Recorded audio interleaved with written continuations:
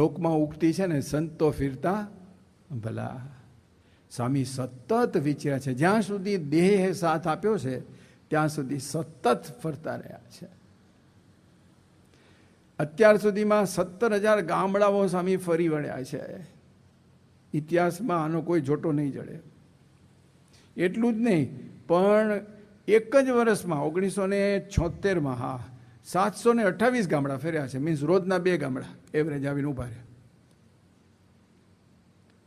અને વિચરણ તો કર્યું છે. વિચરણની થોડું વર્ણન કરીશ કેવું થયું છે. પણ એ દરમિયાન એમણે કોઈ સગવડ અગવડ જોઈ જ નથી. કાંકરાવાળી ભૂમિમાં પણ ડાંગરામાં સૂતા છે સ્વામી. ટ્રાવેલિંગમાં ચાલતા પણ ગયા છે. બળદગાડીમાં પણ બેઠા છે, ટ્રોલીમાં પણ બેઠા છે, કારમાં પણ બેઠા છે, ટ્રેનમાં પણ બેઠા છે, શિપમાં પણ બેઠા છે, અને પ્લેનમાં પણ બેઠા છે, પ્રાઇવેટ જેટમાં પણ બેઠા છે, પણ પાડા ગાડીમાંય બેઠા છે. પાડા ગાડીમાં આમાંથી કોઈ બેઠો હોય કહેજો મને. કોઠારી બેઠા છે એ ત્યાં મકરાના ગયા હતા. હા બસ ત્યાં આગળ પાડા ગાડી હોય. પથ્થર ઊંચકવા માટે પાડાને એટલું બધું ઘી પાય ને સ્ટ્રોંગ કરે જબરજસ્ત. અને એ ખેંચે. બાકી ઓલા પાટ હોય ને 4-4, 5-5 ટનની, કોઈની તાકાત નહીં. ઘોડાગાડીમાં બેઠા છે, રિક્ષામાં બેઠા છે, સાયકલમાં બેસાતું નથી એટલે બેઠા નથી અમારા નિયમ પ્રમાણે. બાકી બધે જ આ રીતે સ્વામીએ કર્યું. અરે ટ્રકના ઓલા ગાદલા અહીંયાથી જ્યારે અહીંયા પ્રતિષ્ઠા થઈ ને પછી ગાદલા ગોંડલથી આવ્યા હતા. પાછા મૂકવા પંડે ગયા હતા, કારણ કે યોગી બાપાના વન વે ટ્રાફિકમાંથી નિયમનો ભંગ થયો હતો કે ગોદલા ગોંડલથી બહાર નીકળ્યા. તો અહીંથી મૂકવા સ્વામી જાતે ગયા છે, એક એક ગણીને, કે યોગી બાપાને સંપૂર્ણ સંતોષ થાય કે મારું ગોંડલનું એક એક ગાદલું આવી ગયું છે. એક ઓશિકું આગું પાછું નથી થયું. પ્રમુખ સ્વામી ગયા છે ટ્રકમાં બેસીને ઉપર. શું વિચર્યા છે સ્વામી! આ બધું આપણે આમ ખાલી વિઝ્યુલાઇઝ કરવા જેવું છે કે આ કઈ રીતે કાર્યક્રમ કર્યો છે. આ કહે છે ને કે કેટલું એમણે આપણા માટે કર્યું છે, તઈ આપણા હૃદયમાં બિરાજ્યા છે. એને શું સ્વાર્થ! ફક્ત એની શ્રીજી મહારાજને પૂછ્યું નીલકંઠ યાત્રામાં ઉપર જતા હતા, અરે ઇતના કષ્ટ કિસકે લીએ? કે ये मेरी કલ્યાણ યાત્રા. આ સ્વામીની કલ્યાણ યાત્રા રહેલી છે જબરજસ્ત. એક દિવસમાં 10 ગામડા પણ ફર્યા છે સ્વામી. અને એટલું જ નહીં, પણ સ્વામી પાછા સુવાની વ્યવસ્થા, મેં કહ્યું ને કાંકરાવાળી ભૂમિમાં, નાયકામાં તો ત્યાં ગાયની કોઢમાં સૂતા છે. ઉપર કંતાન હતું, કંતાનમાં બાકોરા. અને રાત્રે બધા ઉંદરડા દોટ મૂકે, તે ઉપરથી પેલા બાકોરામાંથી પડે ધબાક કરતા એમના ઉપર, તો એ સૂતા છે. અને ઓલી વેન્ડોફ હોસ્પિટલ, શું હોટેલ, 7 સ્ટાર હોટેલ, ત્યાં યુએનમાં બાપા ગયા હતા, એની નજીક પડતું હતું, ત્યાં બાપા ત્યાં પણ રહ્યા છે. ત્યાં આગળ મેં જોયા સ્વામી એકદમ સ્થિત પ્રજ્ઞ. હું પણ સ્થિત પ્રજ્ઞ હતો ત્યાં. પણ નાયકામાં જે ઓલા ઉંદરડા પડતા હોય ત્યાં આપણે તરત થાય કે સારું અહીં ક્યાં આવી ગયા યાર, રાત ઊંઘ કેમ નહીં કાઢવી? ઉંદરડા તમારો ઢબાક કરતા પડતા હોય. હવે ઉંદરને ખબર નથી કે આ પ્રગટ બ્રહ્મ સ્વરૂપ અહીંયા બેઠા છે, સૂતા છે, એ પડે. વિચાર કરો સ્વામીએ હવે અમોથી કઈ સગવડ એમણે માગી છે, વિચાર કરો. આ રીતે દેહનો ભૂકો કાઢી નાખ્યો છે. આપણે કહીએ ને દેહ કૃષ્ણાર્પણ્યો છે, આ રીતે જે ભીડો વેઠ્યો છે હરિભક્તો માટે જબરજસ્ત. સ્વામી બધે આમ વિચર્યા, તો આપણે શું કે વિચર્યા એટલે તો આ સારું, બહુ સરસ વિચર્યા છે. ત્યાં બધી આ વડોદરાની બાજુમાં પંચમહાલ એરિયામાં 21 દિવસમાં 95 ગામ કર્યા છે સ્વામી, 95 ટન. અને ત્યાં સુધી સ્વામી એક શબ્દ બોલ્યા નથી. બધી સગવડ અગવડ સહન કરી. અને પછી છેલ્લે દિવસે સ્વામીએ આયોજક સંતને કહ્યું, પોતા માટે નહીં, હા, એ કે આવું આયોજન સદગુરુ સંત માટે પણ નહીં કરવાનું, એમનો ખ્યાલ રાખવાનો. છેલ્લે કીધું છે સ્વામી. પોતાને થાક લાગ્યો છે એની કંઈ ચિંતા પોતે પાર પાડી દીધું, પણ કે આવું આયોજન કોઈ સદગુરુ સંતનું પણ ગોઠવવું નહીં. અને એમાં મેસેજ મળી ગયો કે સખત ભીડાવાળું હતું. બાપા એકદમ પ્રસન્નચિત્ત રાજી કર્યા છે. અરે આ બાપા વિચરણ કરે એમાં ક્રમ શું હોય કે ચાલો ગામમાં આવ્યા એટલે ગામમાં નગરયાત્રા કાઢે. ગામો ગામ પહેલાં તો આ એક પ્રણાલી હતી, ગામો ગામ નગરયાત્રા. અને ત્યાંના જે વાહન હોય, કોઈ ટ્રોલી હોય એમાં બેસે, કોઈ નાની ઓપન ગાડી લઈ આવે, અને નહીં તો પછી બાપા બળદગાડામાં બેસે. અમે 12 પટોળી બાપા સાથે હતા, બાપા બળદગાડામાં બેઠા હતા. અને પછી અમે આમ બાજુમાં ચાલતા હતા. ભગત મને બોલાવ્યો નજીક, મને કહે જોયા નગર યાત્રા? મેં કહું બાપા પહેલી વાર આપણે બળદમાં સ્વામીને બેઠેલા જોયા. સ્વામી કે કેવો આ હરિભક્તોનો પ્રેમ તો જો કેવો છે, બધાને કેફ છે. બેઠા હતા સ્વામી, આમ ગુડુપ થાય. અમુકને તો પીચોટી ખસી જ જાય, કારણ કે આખું ગામમાં એવું જ હોય. અને એ લોકોને ઉત્સાહ, 4 રસ્તા આવે ને ત્યાં પાછા નાચે એટલે પાછું ઊભું રહે. કલાક 1.5 કલાક તમારે બેઠા રહેવાનું. પણ સ્વામી માળા ફેરવતા હોય આનંદમાં, જબરજસ્ત. આવી નગર યાત્રા નીકળતી, ગામો ગામ ધૂળ ઉડે. ડૉક્ટર સ્વામીનો પ્રસંગ નથી જાણતા? નાદરીમાં બાપા 2 વાગે આવ્યા, બધી પધરામણી આગળ કરીને આવ્યા, અને 2 વાગે બધા કે હવે નગર યાત્રા કાઢવી છે. ભર ચાંદનીમાં બપોરે 2 વાગે ડૉક્ટર સ્વામીને સમજાવ્યા કે ભાઈ અત્યારે મોડું થયું છે, 4 વાગે આપણી પારાયણ છે, બાપા 4 વાગે આવવાના જ છે, તો થોડું જમવાનું બાકી છે, થોડો આરામ કરે, માટે તમે આ તમારી નગર યાત્રા માંડી વાળો. હરિભક્તો મોટેરા સંતે કહ્યું એટલે હાથ જોડ્યા કે સારું સ્વામી, તમારી જેવી ઈચ્છા. બાપા જોઈ રહ્યા હતા એ લોકોની આંખમાં કે એ લોકોને પ્રેમ હતો, અને ક્યારના ઊભા હતા. સવારે 10 વાગે એક્સપેક્ટેડ હતા બાપા, અને આવ્યા હતા 2 વાગે. 4 કલાકથી બિચારે તપસ્યા કરી હતી, તડકામાં ઊભા હતા.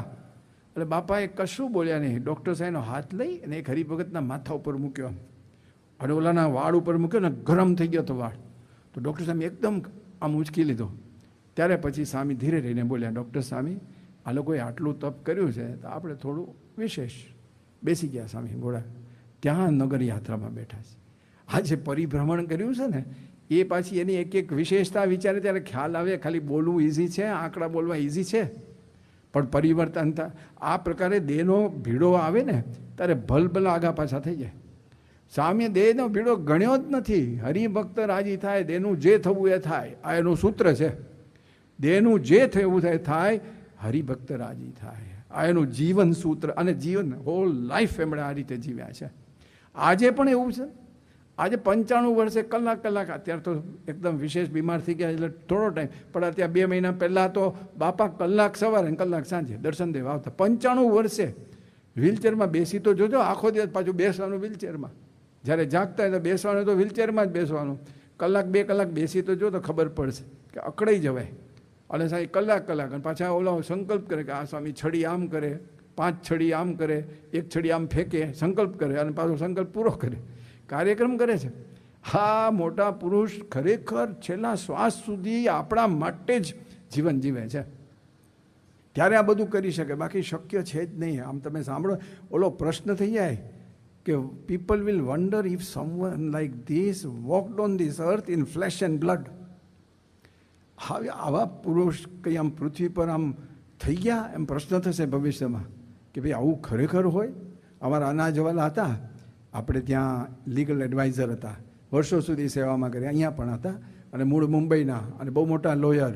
એમના પુસ્તકો લખાયેલા, એ LLBમાં ભણાવતા મુંબઈ યુનિવર્સિટીમાં, બ્રિલિયન્ટ માણસ હતા. પણ એ અનાજવાલા કહેતા, હું ભગતજીમાનું જીવન ચૈત્ર વાંચું ને મને પ્રશ્ન થાય કે ખરેખર આવું ભીડોવાળું કામ એ જીવ્યા છે. પણ જ્યારે હું પ્રમુખ સ્વામીને જોઉં છું ને ત્યારે મને સમાધાન થઈ જાય કે વાત સાચી છે. જે ભગતજી મહારાજનું જોયું અત્યારે મૂર્તિમાન પ્રમુખ સ્વામી કરી રહ્યા છે. ફિટ એમને થઈ ગયું કે મને દેખાય છે કે આ ભગતજીનો જે ભીડો હશે, હું વાંચું ત્યારે આમ રૂવાડા ઊભા થઈ જાય. પણ એવું આજે સ્વામીમાં જોઉં છું કે સ્વામી સતત વિચરે છે. તો સ્વામી વિચરણ કર્યું છે. અને વિચરણમાં પાછો ક્રમ કેવો હોય સ્વામીને, કે બધી ત્યાં આગળ જાહેર સભા કરવાની હોય, અને વિચરણ તો લાંબુ ટ્રાવેલિંગ કરીને આવ્યા હોય. 77માં બાપા અમેરિકામાં east coast to west coast by car ગયા છે. કોઈ એક પણ ફ્લાઇટ નહીં. 3000 માઇલ સીધી લીટે કરે તો 3000 માઇલ એટલે લગભગ 4800 કિલોમીટર્સ થયા. પણ સીધું તો કોઈ રસ્તો હોતો નથી, એટલે ઓછામાં ઓછા 5,500 kilometre Swami by road travel કર્યું છે. અને કોઈ વ્યવસ્થા નહીં રસ્તામાં, ખાલી ગોતી રાખવાનું કે ભાઈ કોઈ મોટેલ રસ્તામાં આવે છે રાતના, તો વળી સવારના પોરમાં તો આખી રાત ટ્રાવેલ કરવાનું, અને સવારના પોરમાં નહાવા ધોવા જોઈએ, પૂજા કરવા. એટલે પછી ત્યાં મોટેલ વાંચે, કોઈ પટેલનું નામ પહોંચી જાય, કારણ કે મોટેલનો માલિક પટેલ જ હોય, એટલે ત્યાં જઈને રહેવાનું. અને એને ભાવ હોય તો કોઈ સેવામાં રાખે, અને નહીં તો પછી ભાડું ભરી દેવાનું. આ રીતે, કારણ કે બધે હરિભક્તો હતા નહીં રસ્તામાં, ક્યાં બધા આખા અમેરિકામાં કંઈ સ્પ્રેડ થયેલા નહોતા આપણા, તો એ ત્યાં રીતે સ્વામી રોકાતા. એવી રીતે સ્વામી ટ્રાવેલ કર્યું. અને જ્યારે સાન ફ્રાન્સિસ્કો પહોંચ્યા, સ્વામી સ્ટેજ ઉપર વધારે મેમ્બર અને સામે સભામાં ઓછા. 15 જણા સ્ટેજ ઉપર, સામે 12 જણા હતા. આ ફર્સ્ટ ટાઈમ એવર સાન ફ્રાન્સિસ્કોની જાહેર સભા. બાપા પહેલી વખત 77માં ગયા. ઉપર સ્ટેજ ઉપર, કારણ કે જેટલા સંતો હતા બધા સ્ટેજ ઉપર હતા, અને સામે હરિભક્તો 12 જણા હતા જાહેર સભામાં. 2 કલાક સભા કરી છે બાપાએ. વિચાર્યું નથી કે હારું આ કુછ બી નહીં, આટલા જણમાં મારે શું વાત કરવી એવો વિચાર આવ્યો જ નથી. હરિભક્ત છે ને, ચાલો એને વાત કરીએ, એને માટે તો આવ્યા છે. પછી સ્વામીએ છેલ્લે પ્રવચન પત્યા પછી માઇક લીધું હાથમાં. સ્વામી કે અમારા એક ઈશ્વરભાઈ કોઠારી જે નૈરોબીના થઈ ગયા, એનો દીકરો રમેશ અહીંયા ક્યાંક રહે છે. તો કોઈને ખબર હોય તો અમે એવું સાંભળ્યું છે કે કોઈ પ્રેસમાં નોકરી કરે છે. તો કોકે સાંભળ્યું હોય, એનું એડ્રેસ કોઈને હોય, કાં તો એનો પત્તા કંઈક ફોન બોન હોય તો અમને આપજો. આવી વાત સ્વામીએ કરી. એક ભાઈ ઊભા થયા, સ્વામી હું જાણું છું, મારી નજીક જ રહે છે, પ્રેસમાં નોકરી કરે છે, અને મારી પાસે એનો ફોન પણ છે. સ્વામીએ ફોન માગ્યો. પછી ફોન સ્વામી ત્યાં ખૂણામાં, એ જે સભા મંડપ હતો ને એના ખૂણામાં એક લેન્ડલાઇન હતી, પેલું ગરગડી આમ ગ્રુપ કરવાની રાઉન્ડ આવતો ને, ત્યાં ગયા બાપા. સ્વામીએ ફોન જોડ્યો અને પછી વાત કહી કે રમેશ, કે બાપા તમે? સ્વામી કે હું તારા ગામમાં આવ્યો છું. કે શું વાત છે સ્વામી? કે ક્યાં છો? સ્વામી કે ઉભો રહે, તને આ સાથેના છે ને કે છે અમે ક્યાં છે, એટલે આપણે બધો ભેટો થાય.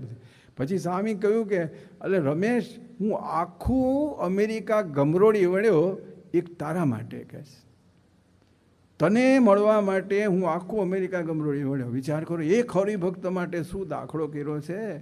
અને પછી સ્વામી કે તને બધી, સ્વામી તને દિશાની ખબર છે?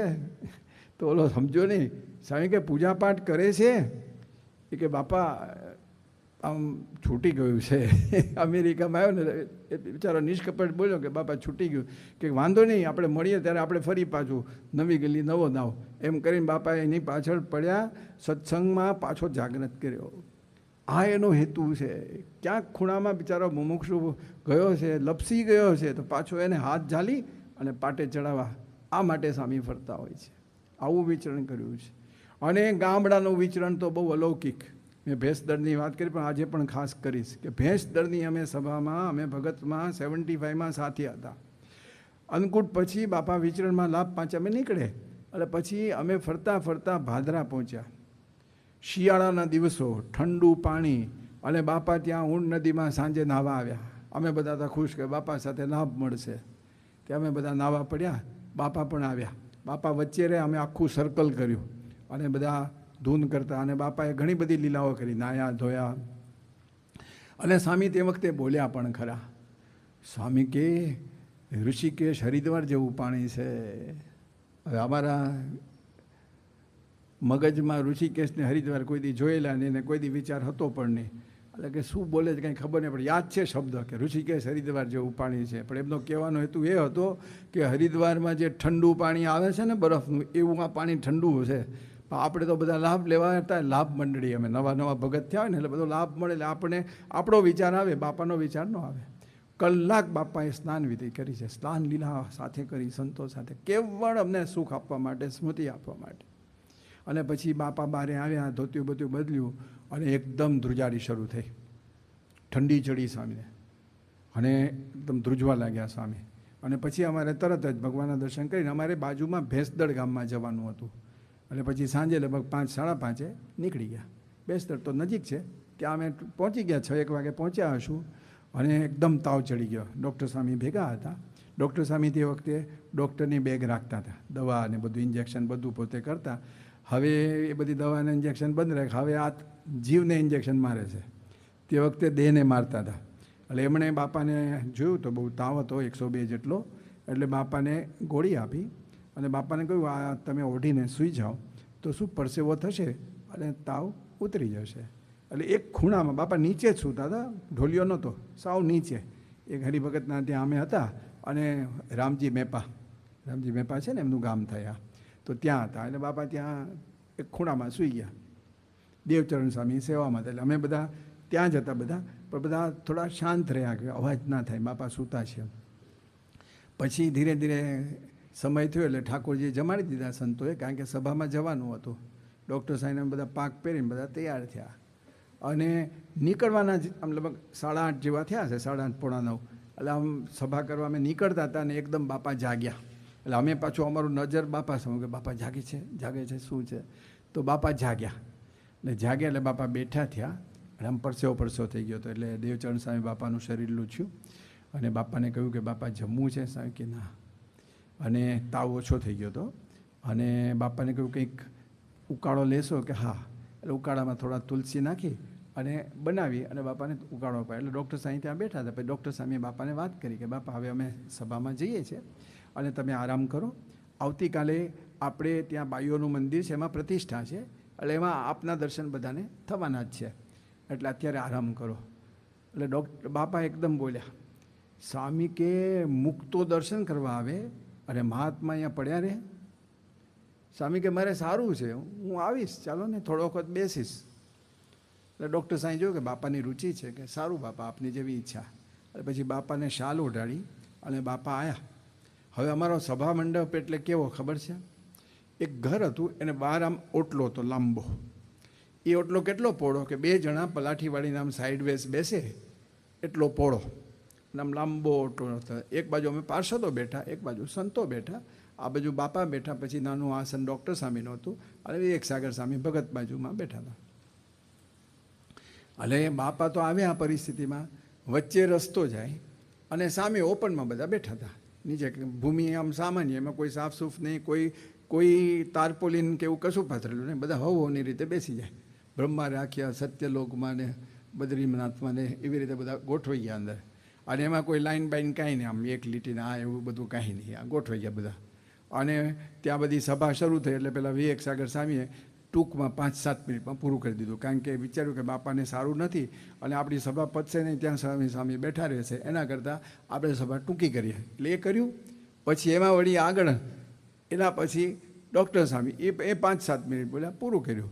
પછી ડૉક્ટર સાહેબ મને કે હવે જય બોલાવી દો. એટલે હું માઇક લઈને બોલાવવા જતો, ત્યાં બાપાએ મને બોલાવ્યો. મને કે આત્મ સ્વરૂપ, મારું તો ભગતનું નામ હતું, વિજય ભગત. એટલે સ્વામી કે હું 5 મિનિટ આશીર્વાદ આપી દઉં. એટલે મેં ડૉક્ટર સ્વામી સામું જોયું કે આ બાપા આશીર્વાદ આપવા માગે છે. ડૉક્ટર સાહેબ કે એમની ઈચ્છા છે તો ભલે આપતા. સ્વામીએ માઇક લીધું. અમારી આખી યાત્રામાં ભગતમાં જેટલું અમે ફર્યા અને ઠેઠ અમને સ્વામીએ સુરતથી છૂટા કર્યા, તે આખી ટૂરમાં લાંબામાં લાંબુ પ્રવચન સ્વામી અહીંયા કર્યું. 70 મિનિટ સ્વામી બોલ્યા છે, 70 મિનિટ. પણ કેવું, બાપા થોડું બોલે ને ત્યાં એકદમ મને પેલી ટ્રેક્ટરની ટ્રોલી આવે એટલે વચ્ચે ઢૂઢું કરતી જાય, એટલે પાછું બંધ રાખવાનું પ્રવચન.